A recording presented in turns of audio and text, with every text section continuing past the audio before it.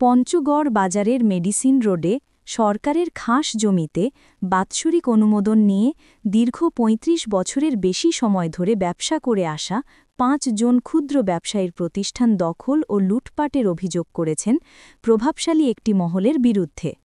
এ অভিযোগ তুলে ভুক্তভোগীরা বুধবার ২২ অক্টোবর দুপুরে পঞ্চগড় পৌর এলাকার পাটোয়ারি পাড়ায় তাদের নিজ বাড়িতে এক সংবাদ সম্মেলনের আয়োজন করেন। একই সাথে ঘটনায় ব্যবসায়ীরা নিরাপত্তাহীনতা ও চরম আর্থিক ক্ষতির মুখে পড়েছেন বলে জানিয়েছেন। এ সময় সংবাদ সম্মেলনে ভুক্তভোগী ৫ পরিবারের পক্ষে লিখিত বক্তব্য পাঠ করেন আশরাফুল আলম। সংবাদ সম্মেলনে ক্ষতিগ্রস্ত অভিযোগ করে বলেন, ভুক্তভোগী আলী, মফিজুল ইসলাম, মোজাম্মেল হক, তবিবর রহমান ও আরিফ হোসেন ১৯৯০ সাল থেকে পঞ্চগড় শহরের মেডিসিন রোডে সরকারের খাস জমিতে বাৎসরিক অনুমোদন নিয়ে দোকানঘর নির্মাণ করে তারা ব্যবসা পরিচালনা করে আসছিলেন। কিন্তু সম্প্রতি তাদের ব্যবসার প্রতিদ্বন্দ্বী একদল প্রভাবশালী ব্যক্তি বণিক সমিতির সহায়তা নিয়ে উচ্ছেদের ষড়যন্ত্রে লিপ্ত হয়।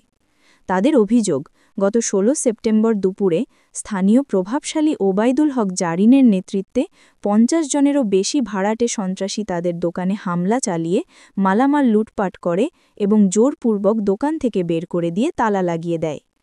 পরে বিষয়টি আইনগতভাবে সমাধানের চেষ্টা করলে ওই প্রভাবশালী মহল তাদের হুমকি ও ভয়ভীতি দেখায়। ব্যবসায়ীরা জানান, দোকানগুলো বন্ধ থাকায় তারা প্রায় ১.৫ কোটি টাকার মালামাল নষ্ট হয়ে যাওয়ার আশঙ্কায় আছেন এবং প্রায় ২ কোটি টাকারও বেশি ক্ষতির সম্মুখীন হয়েছেন।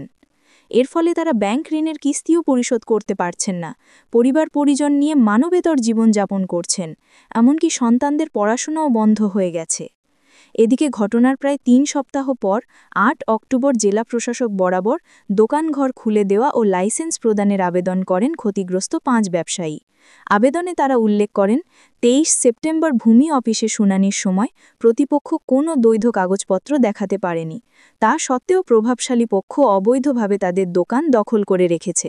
ব্যবসায়ীরা জেলা প্রশাসকের কাছে দ্রুত দোকানের তালা খুলে দেওয়া, ব্যবসা পুনরায় চালুর সুযোগ এবং জড়িতদের বিরুদ্ধে আইনানুগ ব্যবস্থা গ্রহণের দাবি জানিয়েছেন।